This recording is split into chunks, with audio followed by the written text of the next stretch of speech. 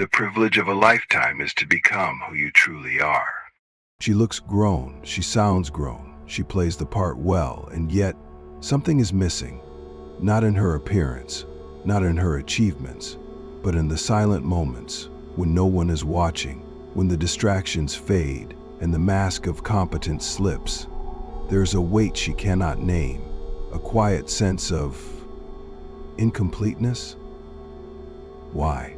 Why do some women, despite reaching adulthood, find themselves caught in the same emotional loops, repeating the same mistakes, feeling the same emptiness, as if life is happening to them, not by them?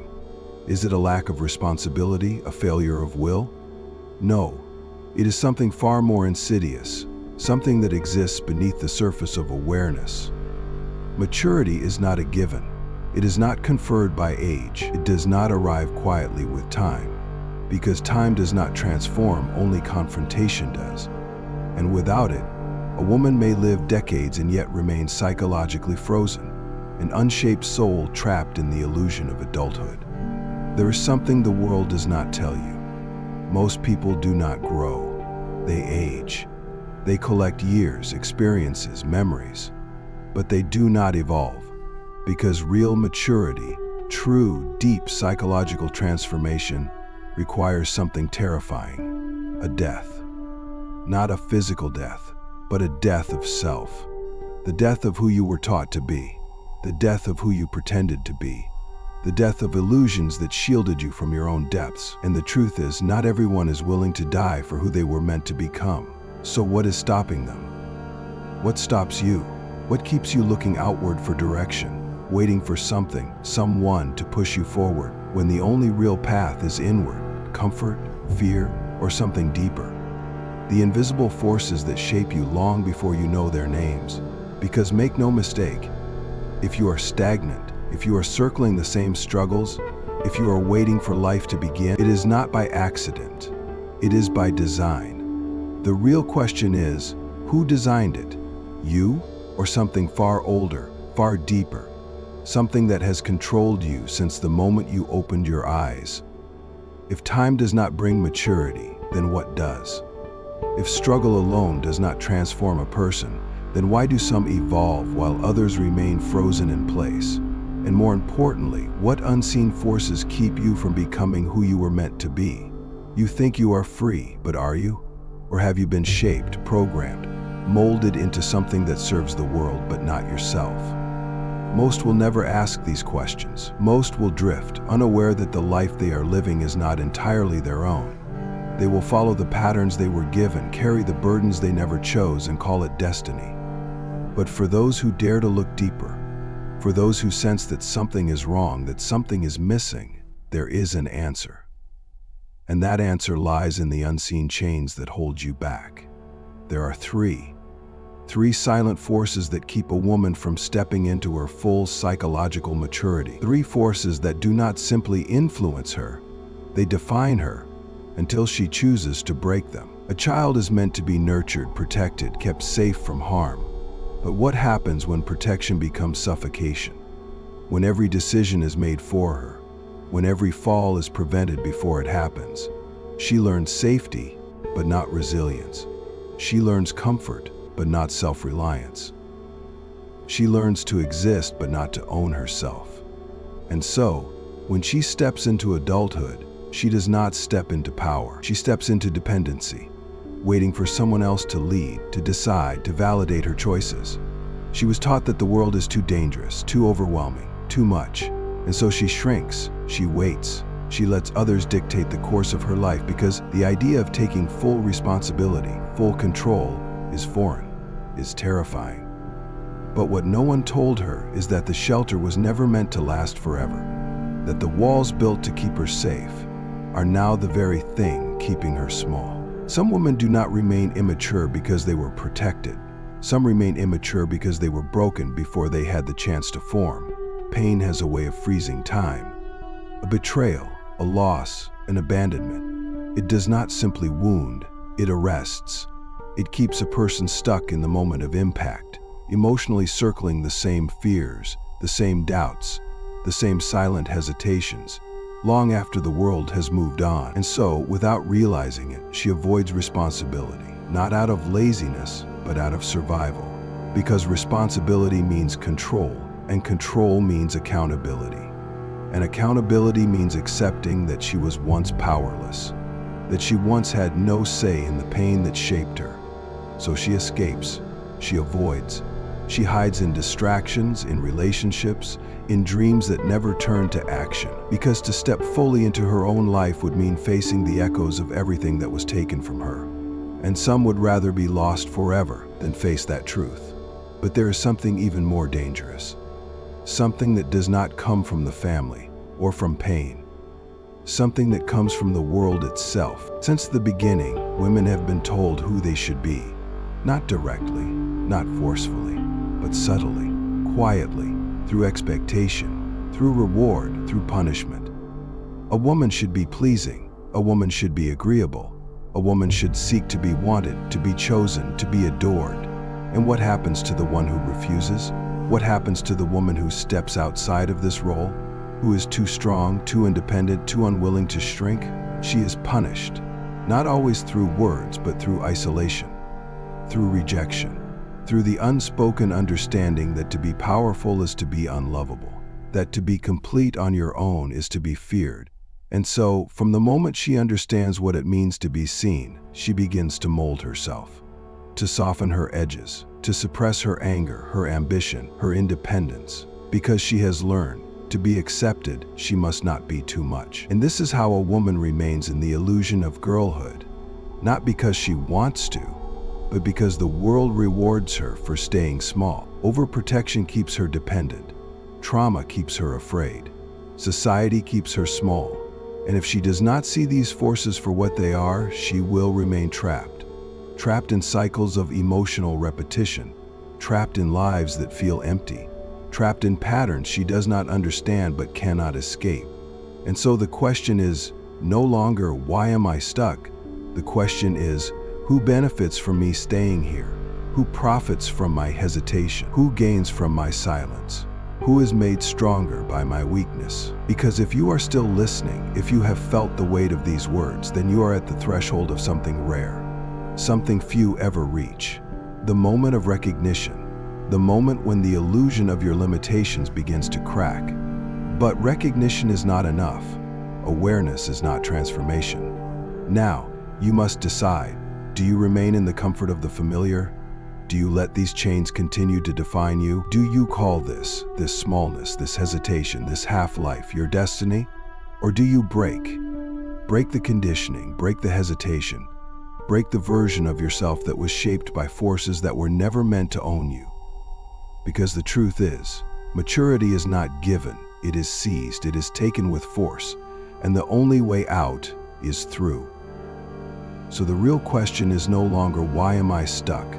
The real question is, are you ready to shatter the illusion? She is light, she is charming, she is effortless. She moves through life with a weightlessness that others admire, a kind of eternal youthfulness that never seems to fade. She laughs easily. She dreams endlessly. She exists in a world that feels softer, simpler, untouched by the heaviness of reality. But beneath the surface, beneath the illusion, there is something else, a hollowness, a sense of incompletion, a quiet, lingering fear that whispers, what happens when this no longer works? What happens when the charm wears off, when the attention fades, when the world stops treating her as special? What happens when she is asked not to enchant, not to entertain, not to be adored, but to stand on her own, to take responsibility, to build something real? She does not know, because she was never taught how. And this is the silent tragedy of the Puella Eterna, the eternal girl, the one who never truly grows up, not because she cannot, but because something in her resists. Not because she lacks intelligence or potential, but because stepping into full adulthood would require a kind of death. The death of the fantasy, the death of effortless existence, the death of the idea that she can remain as she is, untouched by the gravity of true responsibility. And so she stays here, in this limbo between childhood and womanhood, drifting, waiting, hoping that someone, will make the decision for her. But no one will. And if she does not wake up soon, she will remain lost in this dream until it turns into a nightmare. She has been told since childhood that love will complete her, that one day someone will come, someone who will see her, adore her, lift her up, and make her whole. And so she waits. She dreams of the perfect man, the perfect romance, the perfect life where she is cherished, protected, saved. But love is not salvation. No man can give her what she has not given herself. And so, each time she falls in love, she feels the same initial high, the rush, the intoxication, the illusion of wholeness. But then it fades, and she is left once again with the emptiness she was trying to escape. So she repeats the cycle. Another love, another dream, another heartbreak. Because she is not looking for a partner, she is looking for a rescuer. And rescues are not love. They are prisons disguised as romance. At first, it does not seem like a problem. She is still admired, still adored, still able to float through life as she always has. But slowly, something shifts. People stop excusing her. The world stops making room for her immaturity. The relationships that once felt exciting now feel empty.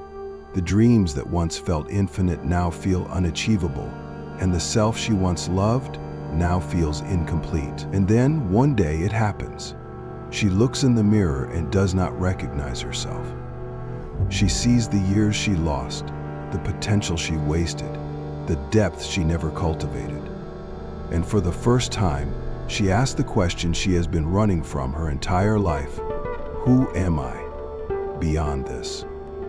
And worse, is it too late to find out? But it is not too late, not yet. Because here at this crossroads there is still time. Time to choose, time to break free, time to step into something deeper, something real. But it will not be easy, because the price of true adulthood is steep. It requires the loss of illusion, the loss of fantasy, the loss of the comfort of waiting for someone else to decide your fate.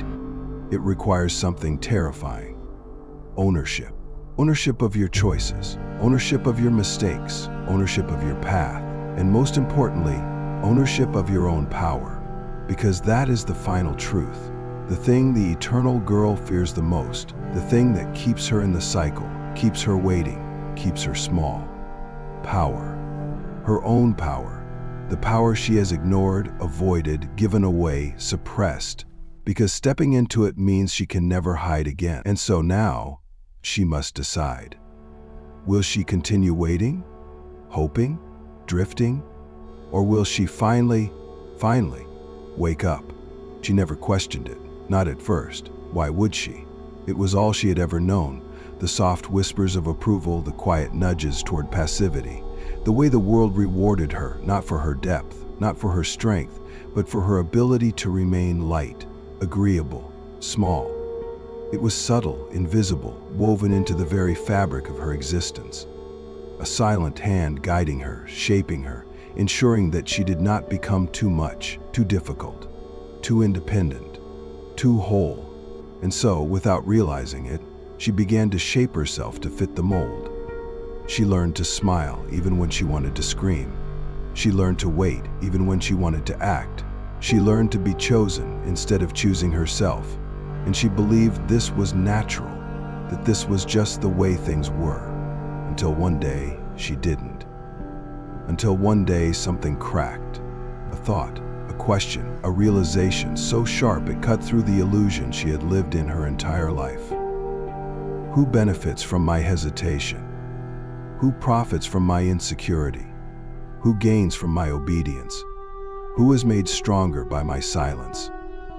Because if society truly wanted women to be whole, independent, and powerful, why does it spend so much time teaching them to be everything but? The world never openly tells women to remain small. That would be too obvious, too easy to reject. Instead, it weaves the illusion into the stories they are given, the ideals they are fed, the silent rewards for obedience, and the quiet punishments for defiance. Look around. The evidence is everywhere. In fairy tales where the princess waits while the prince acts.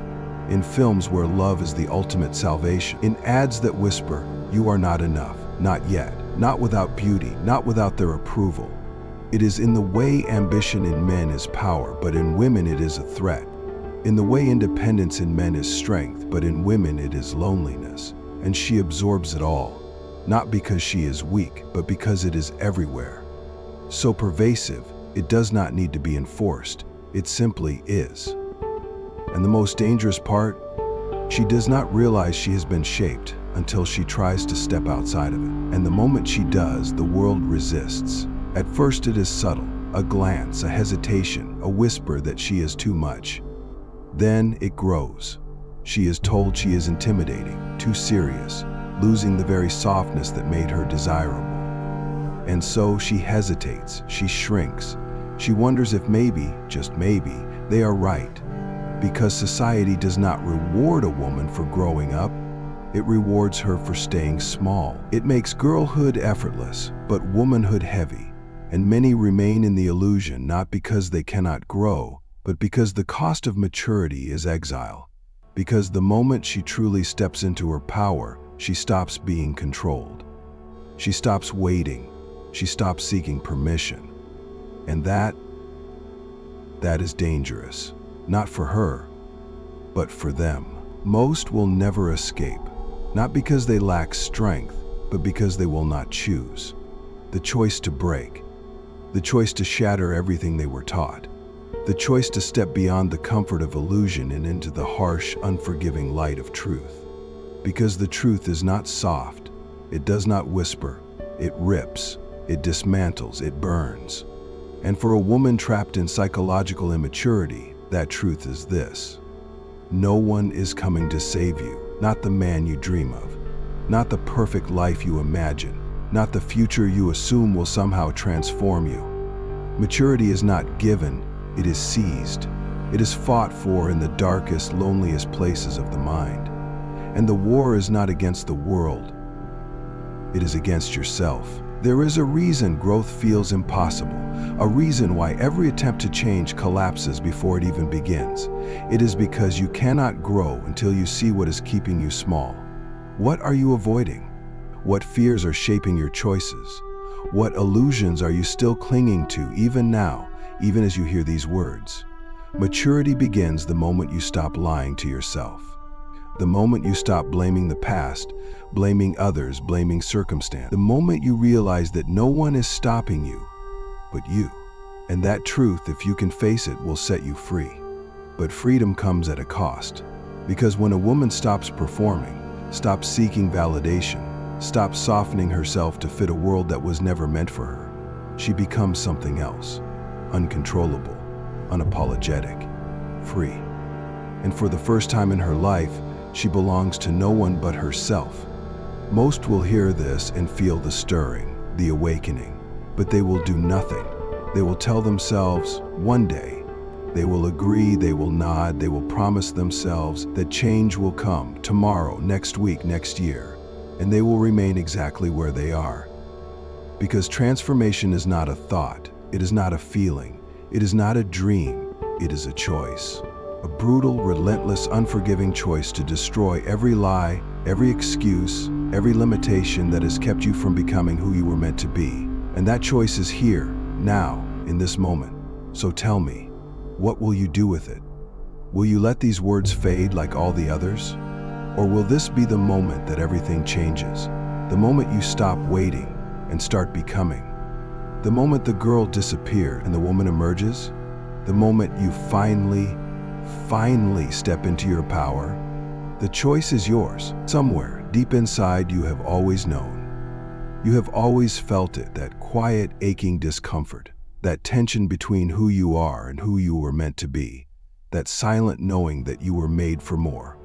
But knowing is not enough. Realization is not enough. Because nothing changes until you act. Nothing transforms until you decide. And now you stand at the threshold of two paths.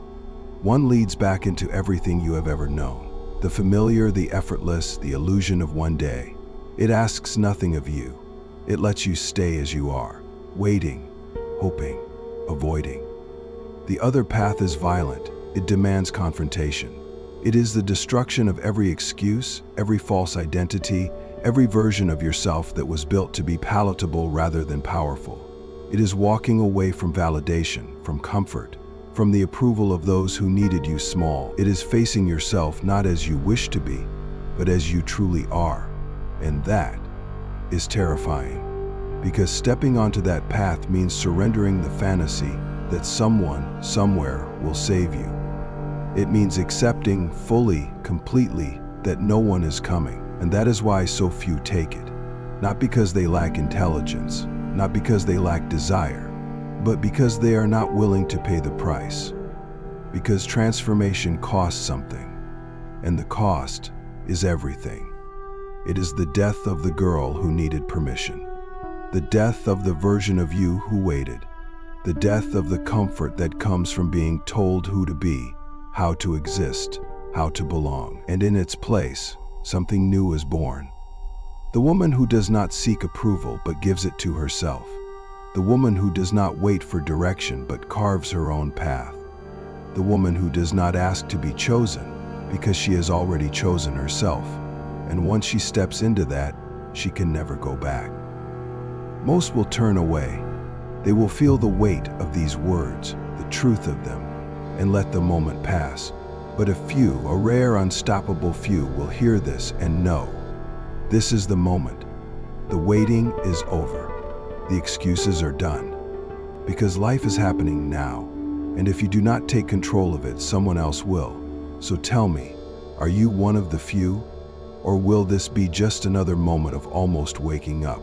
The spark that could have ignited transformation, but faded like all the others. You already know the answer. Now, the only thing left to do is act. Subscribe to Inner Alchemy because your transformation starts now.